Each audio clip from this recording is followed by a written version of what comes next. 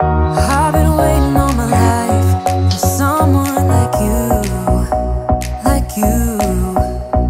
I would watch the days go by, wasted in blue. I was out of use. Now every day, every night, every moment with you, I'm walking on air. And every day, every way, I feel I can't lose. I wanna shout it out, ain't no limit. I wanna shout it up to the world. You got me all worked up, got me spinning. I'm crazy for love, crazy for love, crazy for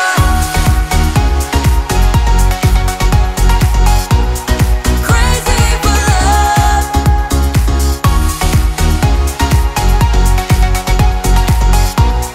Crazy for love. Whenever lost, whenever down, you know what to do, to do. There's no mountain I won't climb, be right by your side, right by your side. Now every day, every night, every moment with you, I'm walking on air. And every day, every way. Okay, so today is quite a poignant part of my journey with my eating disorder, and I think a very influential moment in my life, and I think it's something that affected a lot of people other than myself, and wasn't, I think you probably understand my meaning behind it, or like my reasoning behind it and my thought process behind it, obviously once I tell you the story. But this was to do with me going on holiday when I wasn't very well. So let's just get started. So it was in college. I had planned for me and my friends to go away to Turkey for just our holiday, because we hadn't gone as a big group before, so this was like our first proper one.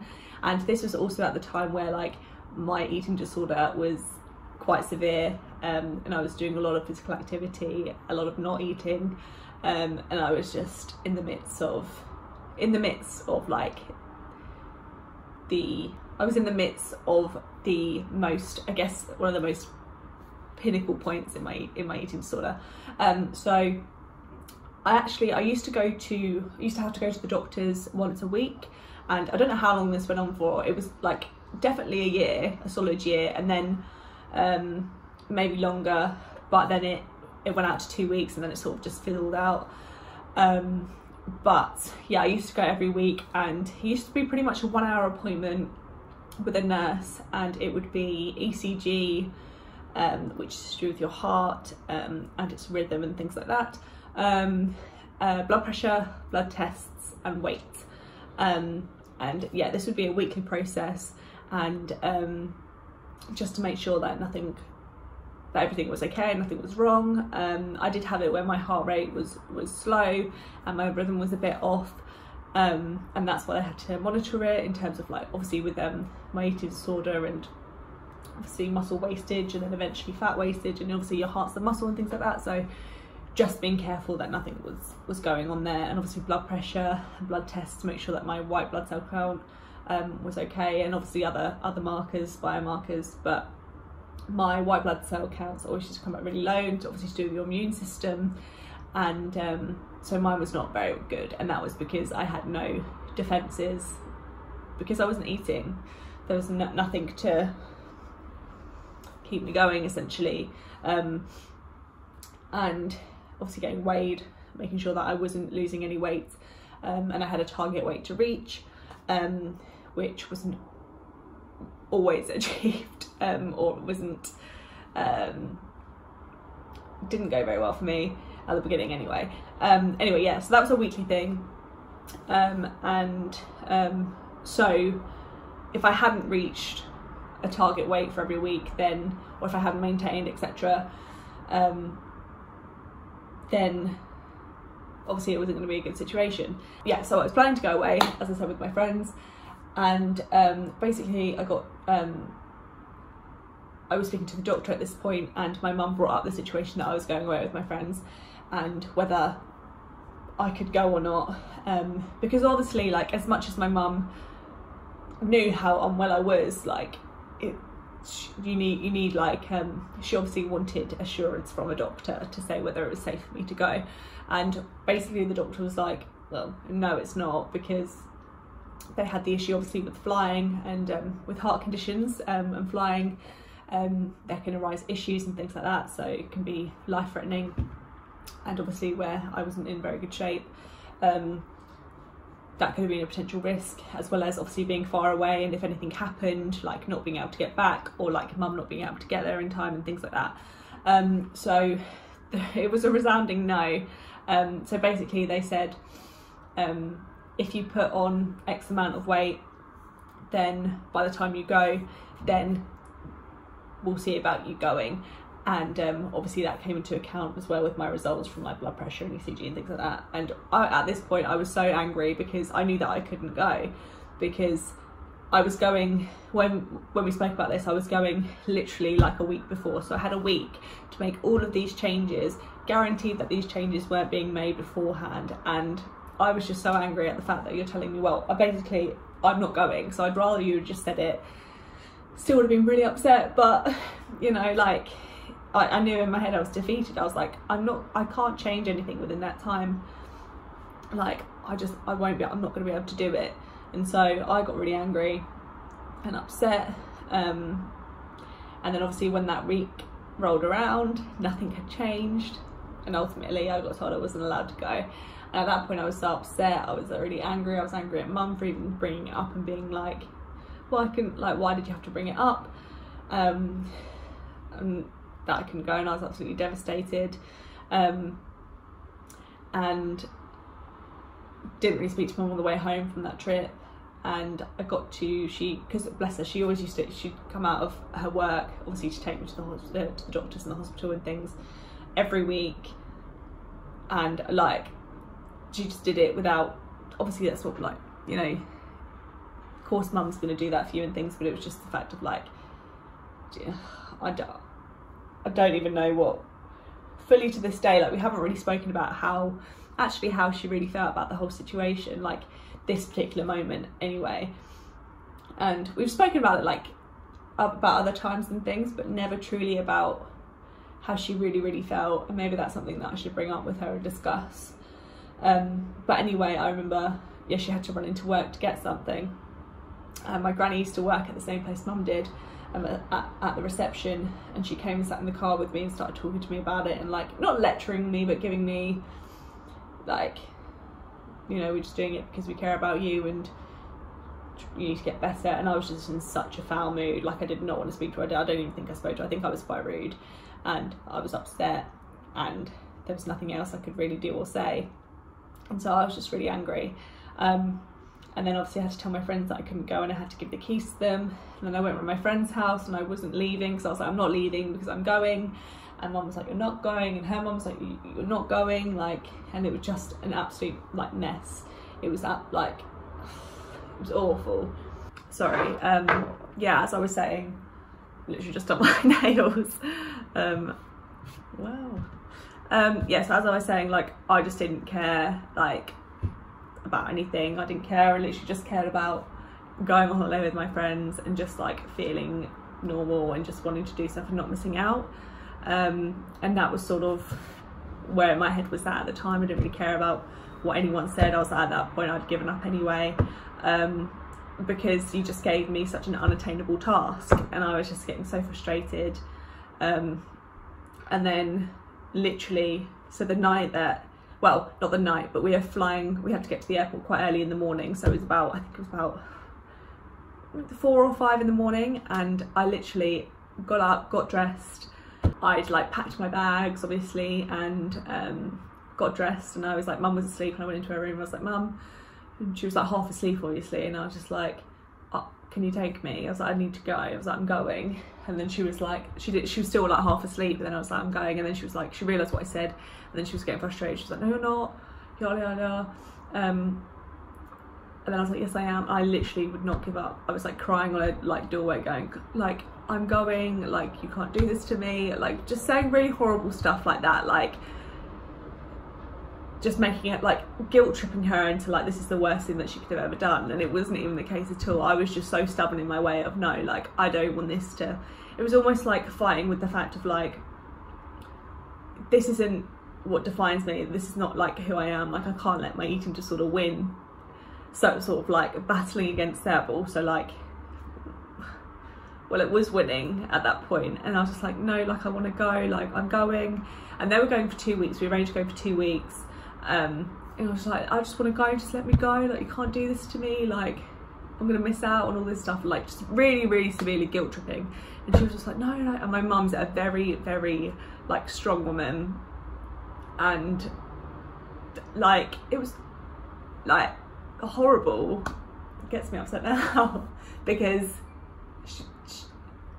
it obviously like must have like broken her down a lot, and all I was thinking about was myself, and like that's what I wanted to do, and that's what I was gonna do. And then it actually got to the point where like, and then Dad woke up and stuff, and we were like, I kept on going on. I was like, please, like I'll just go for a week, like let me go for a week, just like I want to go, please let me go. And it literally went on and on until like the very like tiniest second before, like cause obviously they'd all gone to the airport and I was saying that I was going, I was messaging saying that I'm coming, so they were like sort of waiting.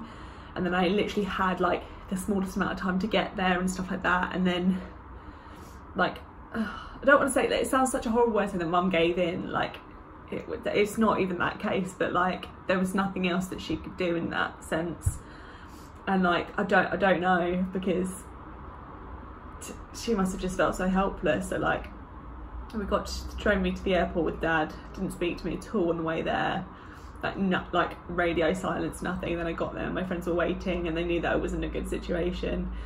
And then Mum went off, and then I was just sort of waiting around, and then she came back, she gave me a card, and then she was just like like as serious as she could be. She was like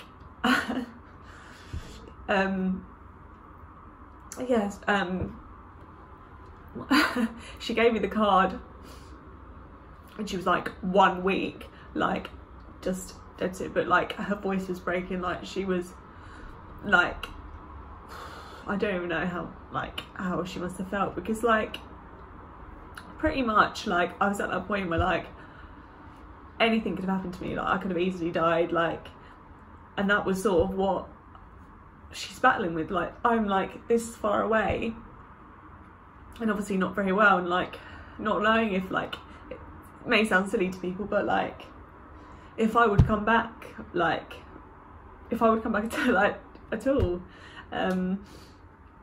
because I wasn't well enough to go. There was no way that I was well enough to go. And so obviously I don't know how she felt like when I was away. And then like I knew as soon as I got on the plane and we were flying there, I was like, I have made a huge mistake, like a huge mistake. And I was just like that's when I sort of realised, I was like, she's so right, like what am I doing?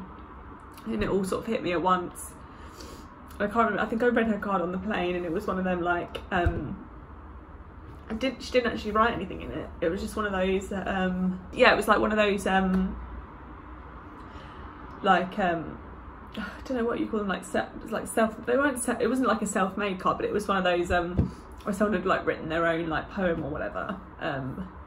Was it a poem or like a script or something, and just sort of summarised so much in it.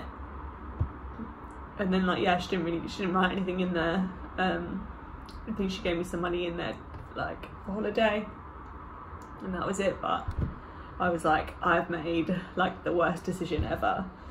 And then we got to Turkey, and it was really hot, but I didn't really feel that. We actually stayed basically on top of a mountain, and where our villa was, you had to climb like a ridiculous amount of stairs to get to like the top promenade bit, and that way you could like, was sort of the main road in terms of going into the city. So you had to pretty much do that every day, like the supermarket was up the top and things like that. And I was like exhausted, like I couldn't even climb the stairs. People wanted to go in the pool obviously because it's nice and hot, but I felt freezing. I was like, I can't be out here and be all this cold. And it was literally like 30 degrees, like it was so like ridiculous, like I couldn't do anything. And I was like messaging mum, and I was just like, I don't know if I can do this. And I just felt like I felt exhausted. I had no energy.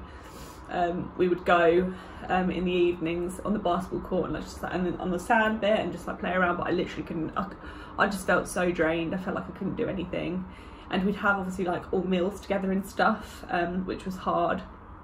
And I remember we went into, obviously they were like drinking and things, but I wasn't really doing that because, again, like I was just so scared of like calories and like the fat from alcohol and things.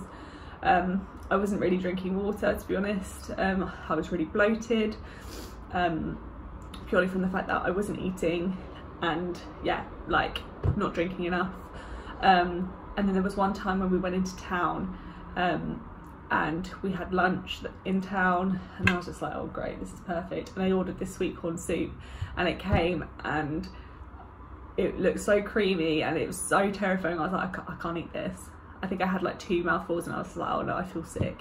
And then my other friend Gabby was like, why haven't you eaten it? I was like, oh, it just doesn't taste very nice, like making the excuses just so I can eat it.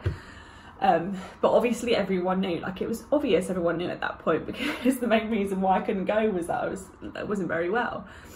Anyway, I managed to sort of get past it, like subside it, but people were a bit awkward around me and I made things awkward. And then I remember just messaging mum saying like, I think I literally was there for like 2 days, because I was like, I can't keep up with everyone. I don't want to do things, like I have no energy to do anything, and I can't do it.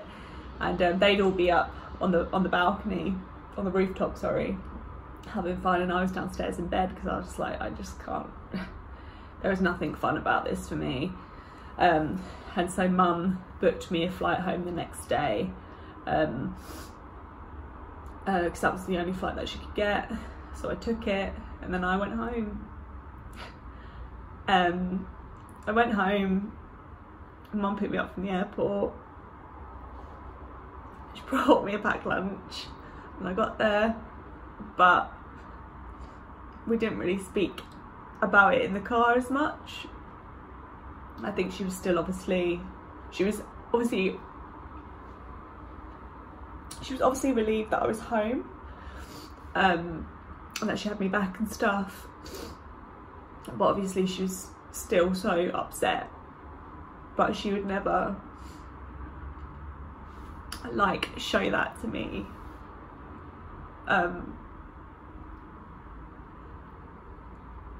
It's so hard. And then so I got home, and I was with the I was at a CAMS,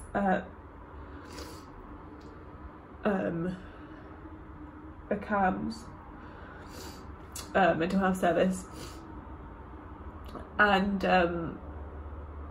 there was this woman called Denise who I hated because she was good at her job. Like I hated her because I didn't like, well, hate's a strong, I don't hate her, but like I really did not enjoy her because she said it how it was. She didn't beat around the bush like other people would.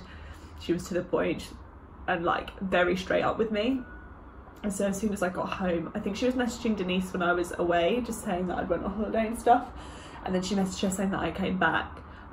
So she rang her and then spoke to her. She wasn't that hard on me, to be honest. She was just like, well, it's good that you've come back, like let's like sort this out. So I think that's when, I think in a way,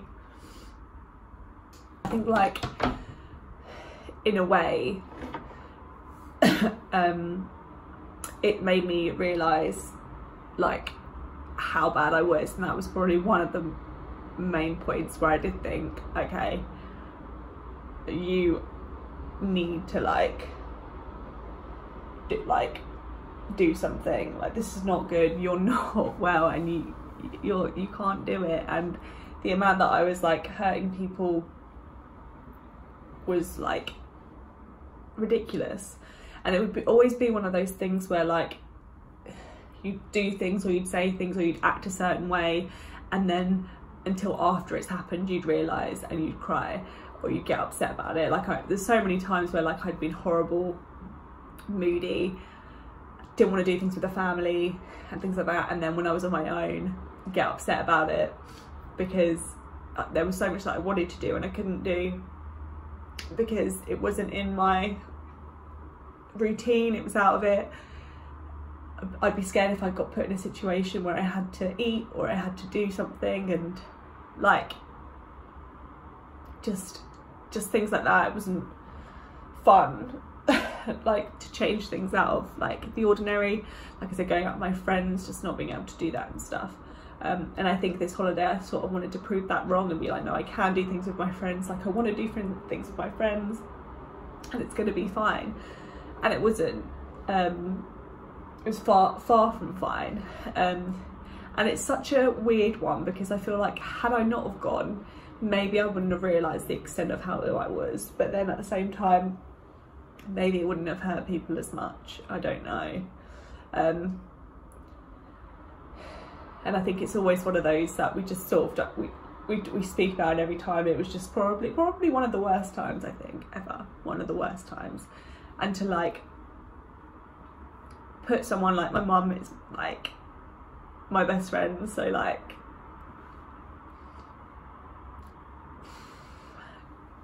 just to put her in such a position was not okay. But it wasn't me, like that's the extent of the eating disorder and what it can do, and like what it makes you do, because you don't care. Like I said, like it just felt like I was just walking through like a ghost. I felt like I didn't have my personality, I didn't have anything, like just was just sort of going through life and not really nothing. And like I said, like it affected so many things, like my college, did rubbish, I didn't want to be there, I didn't want to do anything, like I was just more worried about getting my steps in than my grades. And that's always it. My grades and stuff have always been something that's been really important to me. Not that I always get the highest, but like I always strive to achieve like the best that I can do. And I wasn't doing that. I was doing that in other senses, in terms of like my focus being on getting my steps in and doing that as well as I could, but like what that gave me nothing other than like severe depression and sadness, like nothing. And it's such a weird feeling to describe. Every day was the same, and that was sort of life. And so yeah, so I got back, and I think that's when actually it was, everything happened that day. That was when I got the phone call. We were in contact with this woman called Jo, who worked with a service up at Chalk Hill, so inpatient service. And like I said, I was turning 18, so I couldn't actually be in there for that long, because after 18 you're classed as an adult, and so sort of your parents' role or your guardian's role in admitting you obviously gets taken away after you're 18 because you're classed as an adult. So they obviously wanted to get me in before I could sort of give my own decision. And I think with this illness, you're not going to put yourself in a situation that's going to make you gain weight. You're not, like, unless you're in that mindset, a lot of the time you're not going to admit yourself to somewhere, or the likelihood is lower than, you know, than doing it when you're younger. And I think that's something that needs to sort of be altered in the system. And I know it comes down to like human rights and things like that. It's a lot more complex, but at the same time, if you're so unwell, you cannot make that rash decision. And so yeah, so on that day when I got home, we got a call from, I don't know who made the call. I think my mum made Jo aware that I was back from holiday, and then I think, did she come round or did we go there? I think we got a call. No, she called us that day and said that there was a bed free up at Chalk Hill in East Grinstead. Maybe East Grinstead, I think it was. But I had to leave tonight. I had to go tonight because that's when they wanted me there. And I'd already eaten. I had eaten at this point, so I was like, oh great, so now I've got to have more food when I get there. And I was just a bit like, oh god, it's gonna start. And I just said, okay, let's go. And so I packed my things, got my bags together. I don't know if I saw my granny that day. I can't remember if I did or if she popped round or whatever. But I packed my things and off we went. I think we got there maybe like 5, 6 o'clock in the evening. And everyone had like, or maybe it was a bit later, but everyone had gone to their rooms, and I was sort of the only one there, not, you know, just downstairs, shall we say, and was greeted by the guy that worked there, Nathan, and we sat down and he spoke about everything that would happen, my meal plans and stuff, just sort of took it all in. And then he asked me to have a snack, and I said okay, because I wanted to sort of show that I was willing to do it and that I could do it. And so I had this Nutri-Grain bar. We'll never have Nutri-Grain bars again, because I think I've had enough Nutri-Grain bars to last me 2 lifetimes.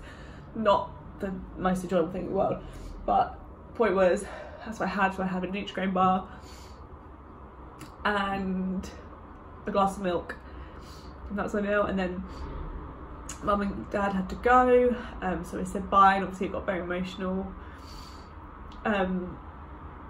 I think they were about an hour-ish away, so it wasn't like terrible, but like you weren't allowed anything in the facility. Like you allowed your phone in the day, but like things like that, and you sort of just in it on your own, and that was it.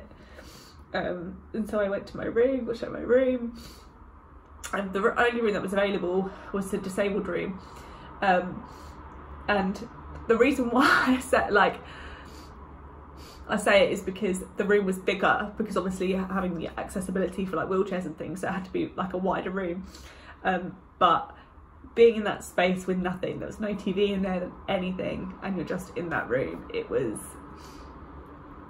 daunting and it was horrible, and just felt just sad. And so that was sort of the start of it all.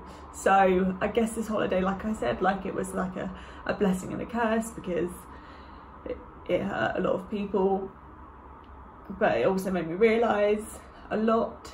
So it was a very tumultuous time, if that's the right word, but it was very stressful and very hurtful. And I'll do another video in terms of like what happened when I was inpatient. Yeah, if you guys want to hear about that, comment below or give it a thumbs up, and yeah, show you a little bit more of like kind of the situations that I was in and went through, shall we say. But if you are ever in that situation, like it's so hard. Like I feel like, like I said, like me reflecting on it now, like I look back and I'm just like, I can't believe like I even did that.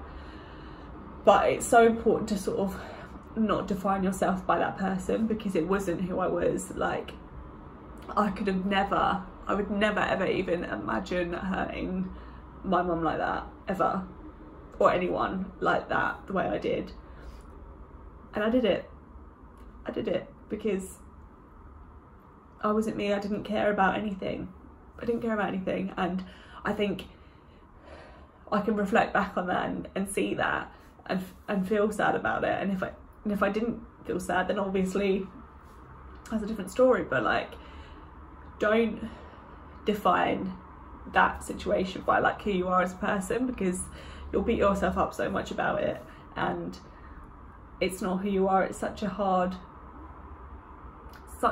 like, do not get me wrong, we all get them days where you're just a moody little, and on some days I was just a moody little, so that is just life. Like, that is who I am. But like